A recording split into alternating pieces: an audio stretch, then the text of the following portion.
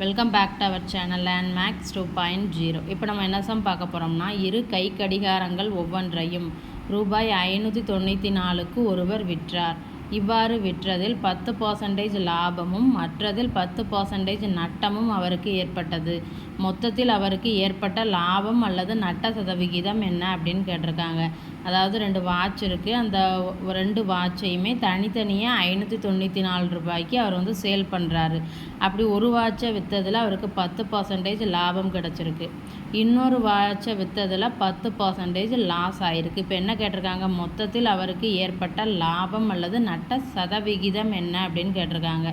இப்போ 2 கை கடிகாரங்களில் ஒரு கை கடிகாரத்தை விற்றதில் எவ்வளவு அவருக்கு லாஸ் ஆகிருக்கு, 10% லாஸ் ஆகிருக்கு. எவ்வளோ ரூபாய்க்கு விற்றதில் விற்பனை விலை 594 ரூபா. இதே மாதிரி இன்னொரு கை கடிகாரத்தை விற்றதில் அவருக்கு 10% லாபம் கிடச்சிருக்கு. விற்ற விலை சேம் தான், 2 செல்லிங் ப்ரைஸஸுமே சேம் தான், 594 ரூபா. இப்போ என்ன கேட்டிருக்காங்க, இப்படி சேல் பண்ணதில் அவருக்கு ஏற்பட்ட லாபம் அல்லது நட்ட சதவிகிதம் என்ன அப்படின்னு கேட்டிருக்காங்க. அப்போனா நம்ம ஃபஸ்ட்டு என்ன கண்டுபிடிக்கணும், கை கடிகாரத்தை அதனுடைய அடக்க விலையை கால்குலேட் பண்ணணும். அதே மாதிரி 2வது கை கடிகாரத்தின் அடக்க விலையை கால்குலேட் பண்ணணும். அதுக்கப்புறம்தான் அவருக்கு லாபமாக நஷ்டமாங்கிறது நமக்கு தெரியும். இப்போ இது என்னது, லாஸ் தானே. ஸோ அப்போ அந்த கை கடிகாரத்தின் அடக்க விலை என்னவா இருந்திருக்கும், விற்பனை விலை எவ்வளவு, 594 ரூபா. 10% லாஸ் தான் ஆயிருக்கு. ஸோ அப்போ அந்த அடக்க விலையின் அதை நான் இங்கே எக்ஸ்ன்னு வச்சுக்கிறேன். அப்போ எக்ஸின் 90% இருக்குமா அந்த விற்ற விலை, ஏன்னா 10% அவருக்கு லாஸ் ஆகிருக்கு. அதே மாதிரி இங்கே லாபம் கிடச்சிருக்கு. இது நான் ஒய்ன்னு வச்சுக்கிறேன். அப்போ ஒய்யின் சேம் தான், 110%. ஏன்னா எக்ஸ்ட்ரா 10% அவருக்கு லாபம் ஆயிருக்கு. Is equal to 594. ஸோ இதை சால்வ் பண்ணால் 2 கை கடிகாரங்களின் அடக்க விலை கிடச்சிரும். ஸோ அப்போ எக்ஸ் இஸ் ஈக்குவல் டு என்ன எழுதலாம், 594 இன்ட்டு இங்கே அந்த 90% நம்ம எப்படி எழுதுவோம், 90/100ன்னு போடுவோமா. அப்போ இது இந்த சைடு வரும்போது அதனுடைய ரெசிப்ரோக்கல் ஆயிருமா. ஸோ அப்போ எக்ஸ் இஸ் ஈக்குவல் டு 660 ரூபா. அதே மாதிரி இங்கே ஒய் இன்ட்டு 110/100ன்னு எழுதுவோமா. Is equal to 594. இதை அடிக்கலாமா, 5 4ன்னு கிடைக்கும். ஸோ அப்போ ஒய் இஸ் ஈக்குவல் டு 540 ரூபா.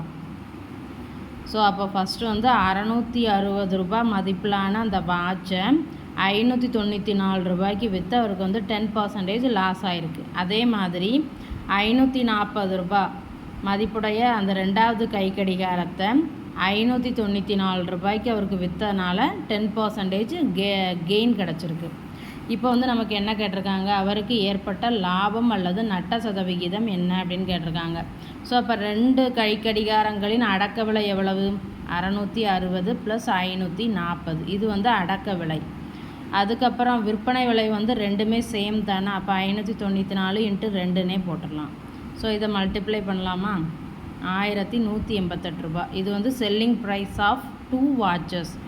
இங்கே 0 0 1200 ரூபாய். இது காஸ்ட் ப்ரைஸ். ஸோ இப்போ இது ரெண்டையுமே நம்ம கம்பேர் பண்ணையில் அடக்க விலை தான் அதிகமாக இருக்குது, விற்பனை விலை கம்மியாக இருக்குது. ஸோ டோட்டலி லாஸ் தான். அப்போ நட்ட சதவிகிதம் தானே நம்ம கால்குலேட் பண்ணணும். அதை எப்படி கால்குலேட் பண்ணுவோம், அடக்க விலையிலேருந்து விற்பனை விலையை கழிப்போமா. ஏன்னா அடக்க விலை தான் இங்கே அதிகம். டிவைடட் பை அடக்க விலை into 100%.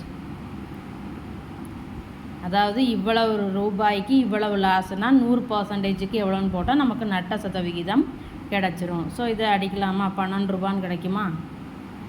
Divided by 1200 into 100%. So இதையும் நம்ம அடிக்கலாம். அப்போ அவருடைய நட்ட சதவிகிதம் எவ்வளவு, 1%.